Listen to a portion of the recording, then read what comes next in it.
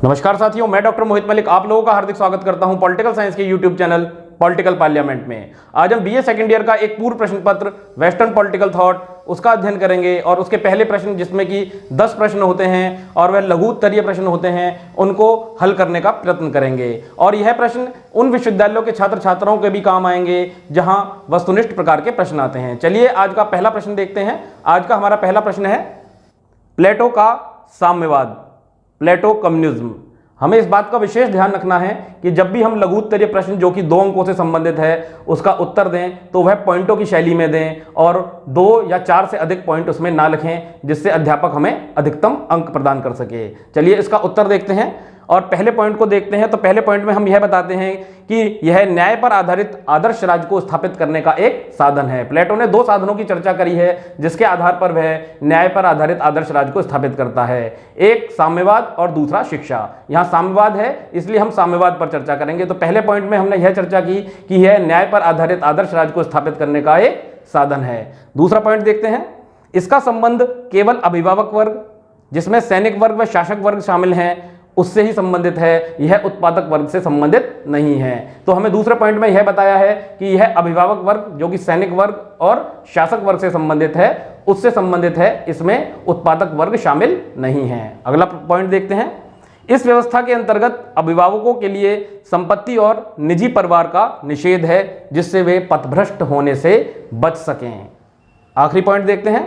इस साम्यवादी व्यवस्था का आधार राजनीतिक है, आर्थिक नहीं है। चलिए अगला प्रश्न देखते हैं। He was the first political scientist, maxi right the name. वह प्रथम राजनीतिक वैज्ञानिक था। मैक्सी ने कहा है, नाम लिखिए। हमें उस राजनीतिक वैज्ञानिक का नाम लिखना है जिसे मैक्सी ने प्रथम राजनीतिक वैज्ञानिक माना है और वह राजनीतिक वैज्ञानिक है अरस्तु। अरस्तु को प्रथम राजनीतिक वैज्ञानिक होने का गौरव प्राप्त है और यह बात कही थी मैक्सी ने। चलिए अगला प्रश्न देखते हैं। Right 2 writings of Cicero. Cicero की 2 रचनाएं लिखिए। सिसरो की 2 रचनाएं हैं डी रिपब्लिक और डी लेजिबस। डी रिपब्लिक और डी लेजिबस में प्लेटो की तरह आदर्श राज्य का निरूपण किया गया है और अपने इन दोनों ग्रंथों को प्लेटो की तरह ही सिसरो के द्वारा संवाद शैली में लिखा गया है। और एक प्रश्न और महत्वपूर्ण है और वह यह है कि इसके अंदर गणतंत्र व्यवस्था का समर्थन किया गया है। प्रश्न यह भी पूछ लिया जाता है कि सिसरो ने किस व्यवस्था का समर्थन किया है, तो हम कह सकते हैं कि सिसरो ने अपने दोनों ग्रंथों के अंदर गणतंत्र व्यवस्था का समर्थन किया है। चलिए अगला प्रश्न देखते हैं। Criticism of Machiavelli views. Machiavelli के विचारों की आलोचना। मैकियावेली के विचारों की आलोचना हम 2 आधारों पर कर सकते हैं। एक उसके मानव स्वभाव संबंधी विचार और उसके राजनीति को धर्म और नैतिकता से अलग करने संबंधी विचार। पहले आधार पर हम कह सकते हैं कि मैकियावेली के चिंतन में मानव स्वभाव संबंधी धारणा एकांगी और संकीर्ण है और दूसरे आलोचना में हम कह सकते हैं कि मैकियावेली ने राजनीति के क्षेत्र में धर्म और नैतिकता की घोर उपेक्षा की है। उसके आलोचक गैटेल ने कहा है कि उसका सिद्धांत राज्य के संरक्षण का सिद्धांत है, न कि राज्य के प्रतिपादन का सिद्धांत। चलिए अगला प्रश्न देखते हैं। Locks state of nature. Lock की प्राकृतिक अवस्था। लॉक की प्राकृतिक अवस्था के हम कुछ पॉइंटों की यहां पर चर्चा करेंगे ताकि आप 2 नंबर पूर्ण प्राप्त कर सकें। पहला पॉइंट है सुख, समानता और स्वतंत्रता पर आधारित थी क्योंकि इसका संचालन प्राकृतिक नियमों के अनुसार होता था जो विवेक पर आधारित थे। अगला पॉइंट देखते हैं। इस अवस्था में प्रत्येक मनुष्य दूसरों के साथ वैसा ही व्यवहार करता था जैसा वह दूसरों से अपने प्रति चाहता था। अगला पॉइंट देखते हैं। लाभ की प्राकृतिक अवस्था में 3 प्रकार के प्राकृतिक अधिकार थे, जीवन, स्वतंत्रता और संपत्ति। चलिए अगला प्रश्न देखते हैं।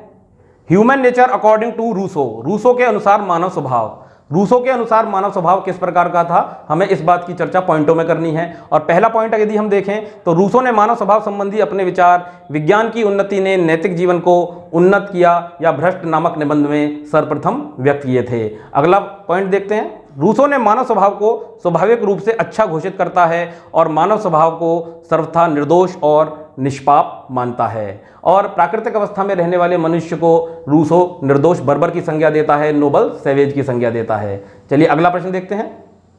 Merits of good law according Bentham. Bentham के अनुसार अच्छे कानून के गुण। बेंथम उपयोगितावाद के मूल मंत्र अधिकतम व्यक्तियों के अधिकतम सुख को प्रत्येक कानून का आधार मानता है और कहता है कि वह कानून बेहतर है जो व्यक्तियों के अधिकतम सुख में वृद्धि कर सके। और इसके आधार पर वह 3 गुणों की चर्चा करता है और वह गुण है सुरक्षा, पर्याप्तता और समानता। चलिए अगला प्रश्न देखते हैं।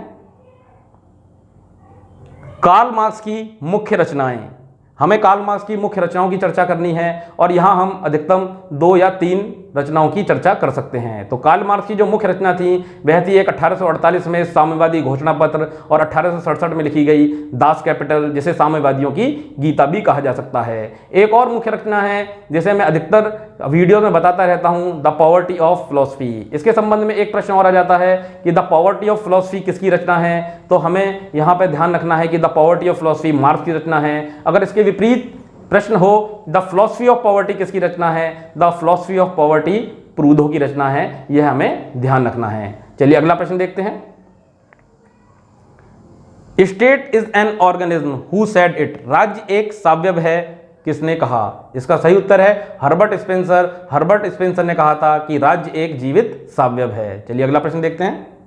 Forms of liberty according Laski. Laski के अनुसार स्वतंत्रता के रूप। समाजवादी दृष्टिकोण से लास्की के द्वारा स्वतंत्रता के सिद्धांत की व्याख्या करते हुए 3 प्रकार की स्वतंत्रता बताई गई है। पहली स्वतंत्रता है व्यक्तिगत स्वतंत्रता, दूसरी है राजनीतिक स्वतंत्रता और तीसरी है आर्थिक स्वतंत्रता। व्यक्तिगत स्वतंत्रता, राज्य को व्यक्ति के निजी मामलों में हस्तक्षेप नहीं करना चाहिए। लास्की का मानना था कि यह उसकी व्यक्तिगत जीवन है, यह उसका व्यक्तिगत स्वतंत्रता है। दूसरी स्वतंत्रता थी राजनीतिक स्वतंत्रता। व्यक्ति को राज्य के कार्यों में भाग लेने की पूर्ण स्वतंत्रता होनी चाहिए। राजनीतिक मामलों की स्वतंत्रता का अर्थ है कि व्यक्ति को मताधिकार की स्वतंत्रता होनी चाहिए, चुनाव लड़ने की स्वतंत्रता होनी चाहिए। इसके बाद जो तीसरी स्वतंत्रता थी वह थी आर्थिक स्वतंत्रता, अर्थात योग्यता अनुसार कार्य प्राप्त करने की स्वतंत्रता। आज का वीडियो यहीं समाप्त होता है। हम आपको मिलेंगे किसी और प्रश्न पत्र के साथ जो कि आने वाली परीक्षाओं में आपके लिए हेल्पफुल हो सकता है। आपको ये वीडियो अच्छा लगा हो तो लाइक करना, कमेंट करना, शेयर करना और सब्सक्राइब करना।